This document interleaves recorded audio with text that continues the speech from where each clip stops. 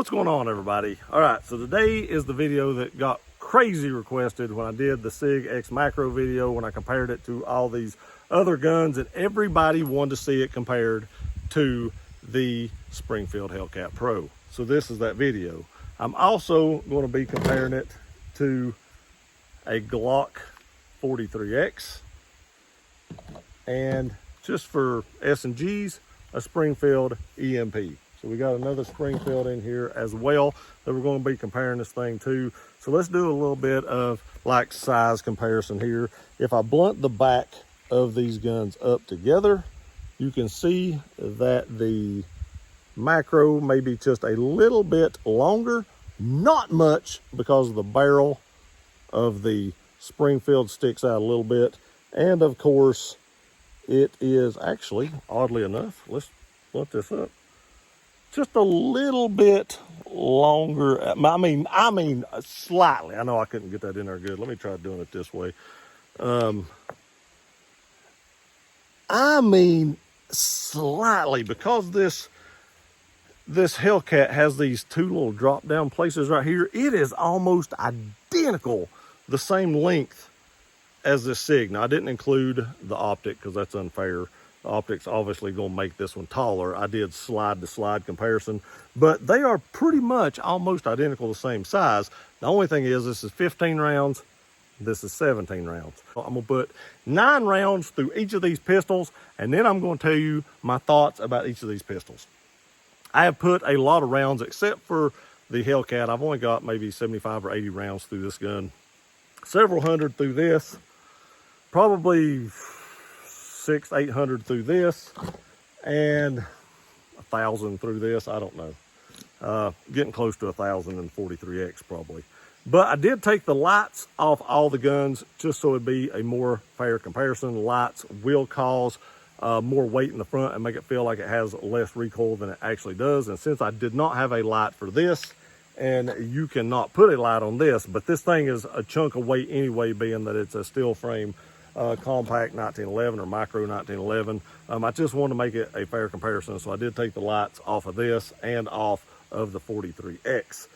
I am only doing 9 rounds, only because the EMP will only hold 9 rounds. I thought everything would hold at least 10 rounds because I thought the Glock was going, another night.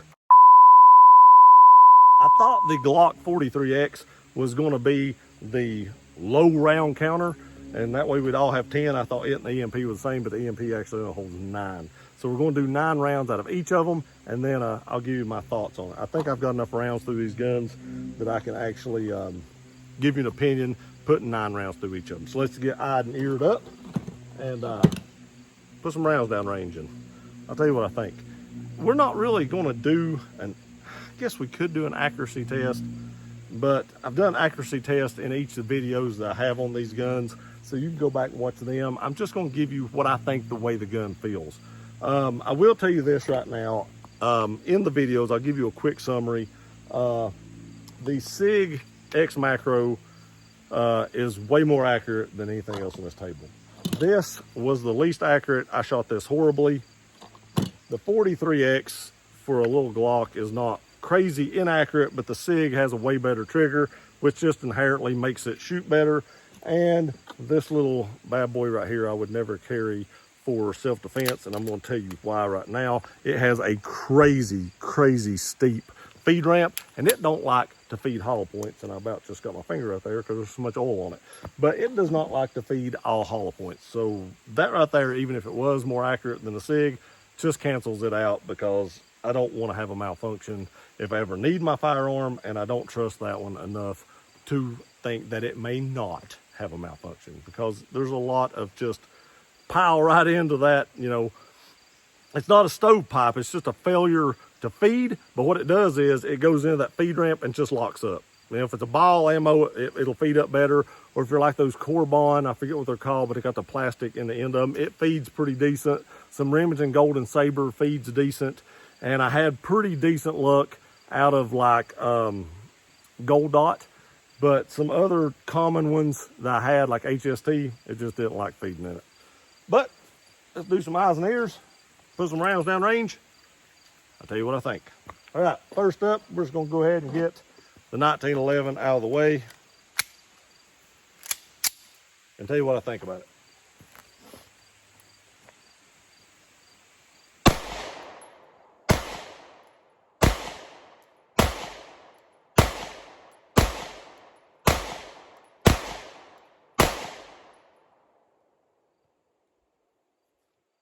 Okay, so being that this thing is heavier, the recoil is very, very manageable. I mean, it's very manageable. It does have some really thin grips. I got big hands. I'm not a fan of how thin those grips are. They're probably great for concealed carry because the gun is so thin.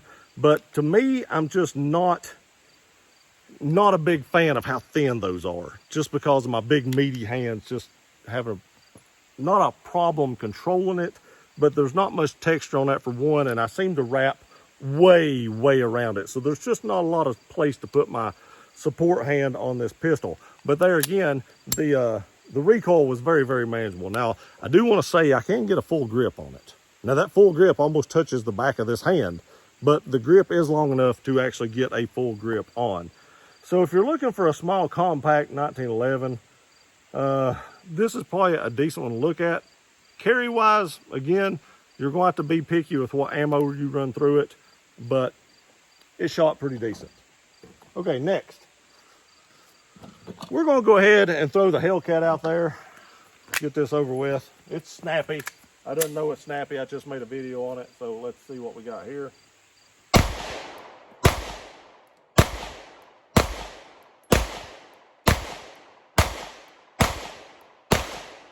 Okay, so it is more snappy, and there's a way more gas. This gun is gassy. I don't know what the deal is with that, but this gun is crazy gassy. Every time I've shot it, there's just been a ton of gas. I'm sure you've seen it in the video. I didn't watch the video yet and edited it, but I'm sure I can see it back there, so I'm sure it showed up in the video. And it probably looks worse in real life, to tell you the truth about it. The first time I shot this gun, I thought my glasses had completely fogged over because I couldn't even see the target. It was nuts, but it has gotten a little better. I guess some of the oil inside of it had come out. But it's nuts how gassy this little gun is. But it's very snappy as well. I do like this texture. The texture is very nice, but this gun is very snappy. And I'm nowhere near as accurate with it as I am some of the other guns on the table. Now, I'm still combat accurate with it. I can still carry it. It is small enough to do that, and it does have an amazing round count of 15. But there again, it's almost the same size as the X-Macro, and you get 2 more rounds. So that, to me, actually lends it to the X-Macro.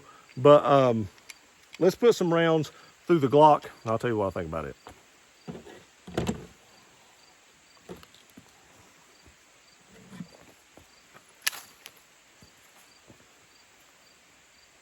That dot is dirty. All right, here we go, Glock.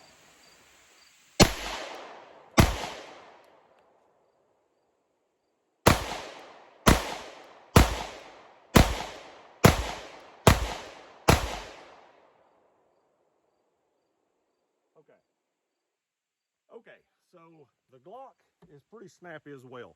And I found this to be on the 43X every time I've shot it. It really hurts the bottom of my finger. Like my finger comes through and hits on the bottom of this trigger guard and it smacks it. Now, I can overcome that, not a huge deal. Accuracy was really good. I was shooting in the head. All of them are still in the head. Accuracy on this gun is better than probably the other 2, but I chalk that up to the dot, which is extremely dirty right now, but I can still see it. But I do chalk that up to having a dot. I shoot way better with dots. Dots are like cheating, so I do shoot way better with dots than I do just iron sights. And once you get used to dots, you probably will too. It's just getting used to them. It's not like something you can just jump up and throw up there and your dot's right there. I thought that when I first got my first dot, and I was highly disappointed to find out you really have to train with a dot. It's not like a rifle. You really have to train with a pistol dot to have that dot show up when you bring that handgun up. But this gun is snappy. I don't think it's quite as snappy as the Hellcat Pro, but it only holds 10 rounds. I do also want to show you this.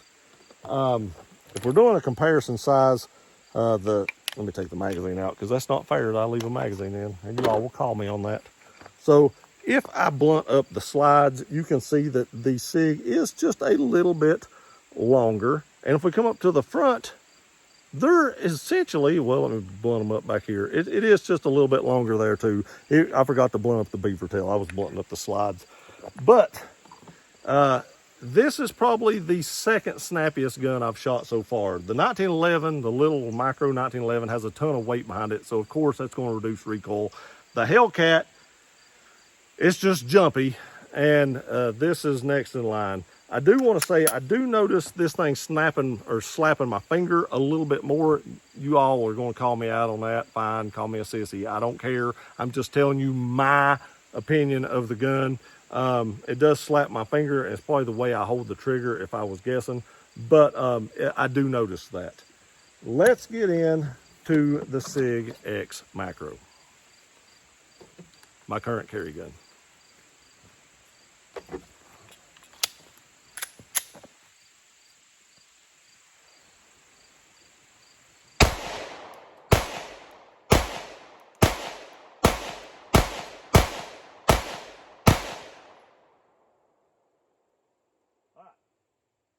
All right, I will tell you this, noticeably louder.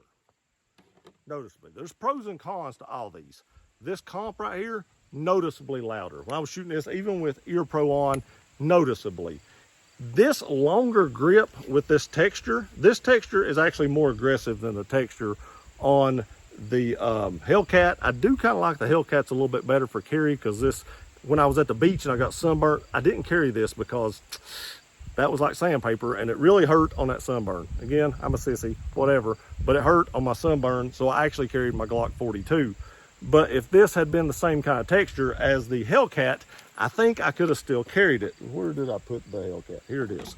So let me show you these two grip textures side by side. You can tell this is a little bit more velvety. This is a little bit more sandpapery. Now again, the Glocks, it didn't hurt me at all when I was carrying it. It's essentially not stipple. But this has way less recoil felt for me shooting it, but noticeably louder, noticeably more accurate. The trigger in this is the best trigger probably on the table. Even the 1911, I don't think, that micro 1911, I don't think had as good a trigger as this does. I do want to show you this trigger one more time. So there's some take up right here, but it is extremely, extremely smooth. We'll go through all the triggers like this. Extremely smooth. You hit that wall, it breaks, very short break. Hit that, reset the trigger, right there. I mean, it's just right there. The reset is awesome on it. One thing I didn't like about the Hellcat was the trigger, so let's check it out. Take up is a little bit, it feels like there's some drag in this. Definitely compared to the Sig, there's some drag. A lot more drag than the Sig. The Sig was really smooth. This has some drag. You hit that wall, breaks. Longer break than the Sig. Look at this reset. Going, going, going, going, going. There it is. It goes forever. Noticeably longer. All right, let's try the Glock. Of course, this is going to be your normal Glock trigger. This is very spongy. This is actually even more spongy than the Hellcat. I mean, it just feels like there's a ton of drag in this trigger. Glock really needs to do some updating on their guns. When you hit that wall, it breaks, reset, way shorter than the Hellcat, but way more spongy or has more resistance than the Hellcat. Then of course we get to the 1911. This is very smooth as well. The Sig and this have the smoothest triggers. Hit that wall, breaks. It has the shortest. Sitting here doing it like this, it feels better than the Sig. Shooting it, the Sig feels better than this. Reset.